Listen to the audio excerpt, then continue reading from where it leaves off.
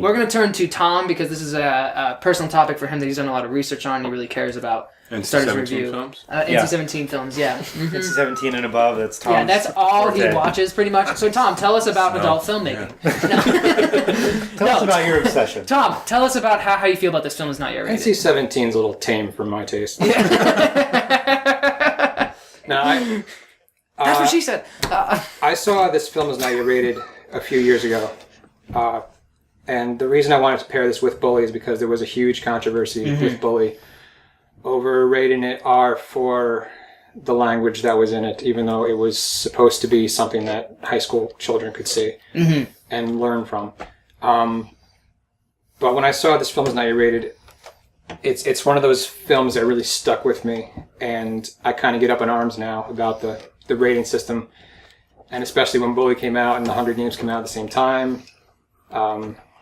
Anyway, we might get into that later, but I think this film is not rated is probably one of the most important documentaries about American culture, like media culture. There was a lot of points. I'm trying to think of another one, but I agree with you, but I'm trying to think of like the other ones that are in the No, I do, and there's a lot of points that they made in there saying how the rating choice, whether it was NC-17 or R, really directly related to the culture of the time, whether it was the 70s or I don't remember the point exactly, but recently there was with a lot of the global wars going on, the documentary about the U.S. soldiers and how that originally came out NC-17, but then they went back to appeal and actually won, and it went from NC-17 to R because they said, "Hey, look, this is reality." You know, how can you put a rating on reality? Right. Yeah. But I agree. Definitely, it's a very key point to what's our culture at this point. What's the American culture at this point? So do you think in general, would you recommend the movie? Is it good? Oh, definitely. Yeah. Anybody who is a moviephile, who watches, whether it be in the theater or DVD or Netflix, wherever, you definitely need to see this. It opened my eyes to a lot. I've been watching movies for decades, sadly. And this opened my eyes to a lot of stuff as far as how movies are perceived and at the same time how political they are or how political they can be. And that bothered the hell out of me. At the same time, I felt like it felt like he was starting out to demonize the MPAA instead of sort of trying to figure out what's really going on here. And a lot of times I felt like, especially, he straight talked about how, there's a number of thrusts rule, right? So that if there's so many thrusts in a sex scene, then it becomes NC-17. Right. And I think you show the hip or you just show from the stop. Which was kind of interesting. Yeah. It's very interesting, but it seemed like he was trying to, there's this evil organization trying to control things. And it seemed like maybe it's less about a control, something about control, than it is about they're setting these hard and fast rules that don't really work when it comes to all the different kinds of movies that are out there. Fast rules. That's the thing. They're not consistent rules, and we also don't know. There's no transparency. We don't know what those rules are. If I would have very low problem with the MPAA if they came straight out and actually gave us a number of thrust rules, right? And they said, look, you can only do 3. That's it, and we want no pubic hair. Like if we clearly knew like what it was. And they said, and this makes it NC-17. It's and far if they could too say subjective. that, then I would be okay with it. Yeah. I was just thinking about it, and I think Kevin Smith made a fair point specifically related to the war movies and how if there's violence without bloodshed, that should be rated R. That was a good violence point. with bloodshed and with all the guts and stuff hanging out.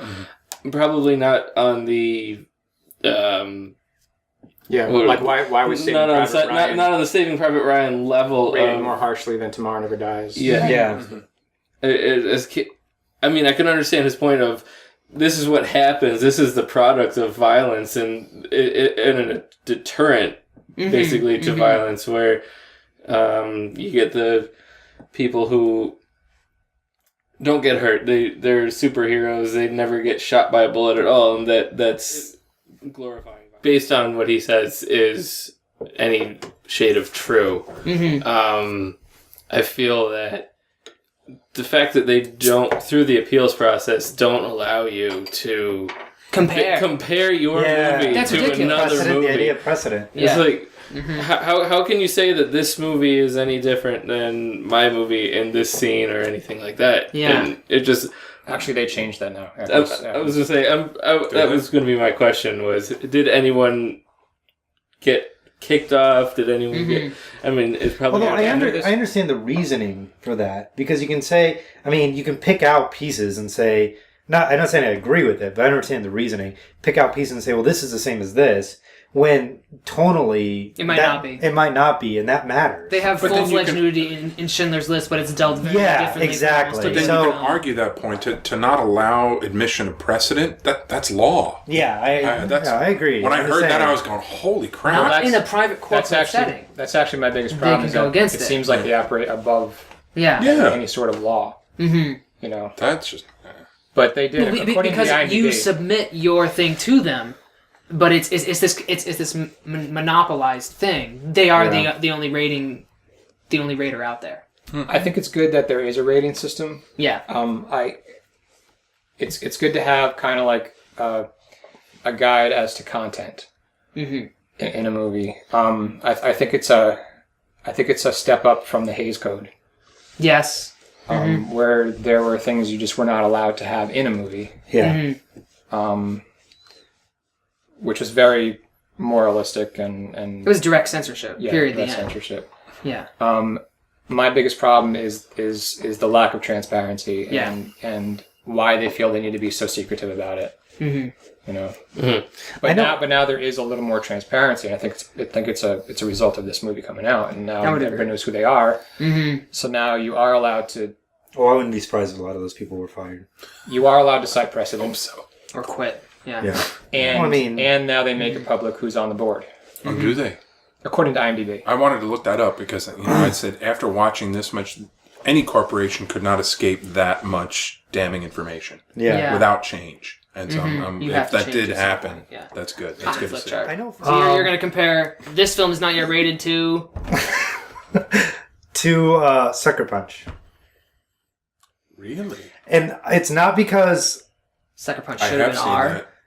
I mean it's more the. Was that it? Okay, I wasn't sure. No, Sucker Punch That was was PG-13. Really? Yeah, that should. That's why I wanted to compare. That should have been R. It should have easily. Totally should have been R. Yeah. So one of the things that was brought up, Kevin Smith again, rape in it. that brought up is that violence against women Yes, should be rated NC-17 instantly.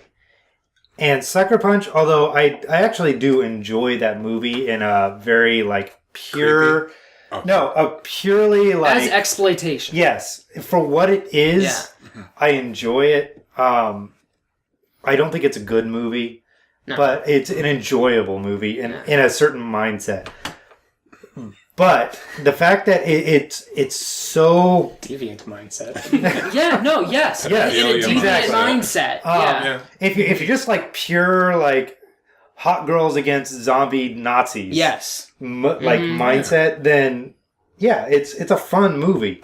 But it's extremely the way it treats women, there's several attempted rape scenes in that. He's very dumb director because he thinks he's treating them as heroes. Well, he sets out for something. Yes, and he loses himself. He gets distracted by boobs. Yeah, exactly. He's like, haven't we all been there? Boobies. So that's my impression of Zack Snyder directing. Yeah, that's what he's doing. I have an idea. Oh, boobies. Yeah.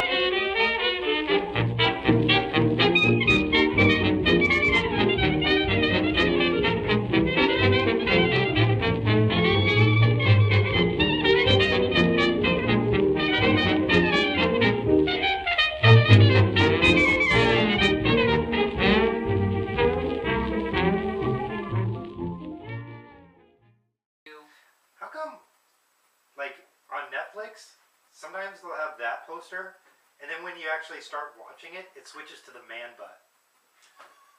And once you're actually into the movie, because I went back to it a couple of times to watch it. I watch it. No, see the man butt. No, I watched it in segments. I didn't watch it all at once because I was waiting. And once you start watching it, it switches to man butt. I don't know why. Are you curious or angry? Why do you care so much about man butt? I don't know. It seems odd that like once you actually start watching it, they switch the poster to man butt. I don't like. Is there some sort of purpose? I haven't even seen this man butt poster that you can start with me. Yeah, okay. For this film's not your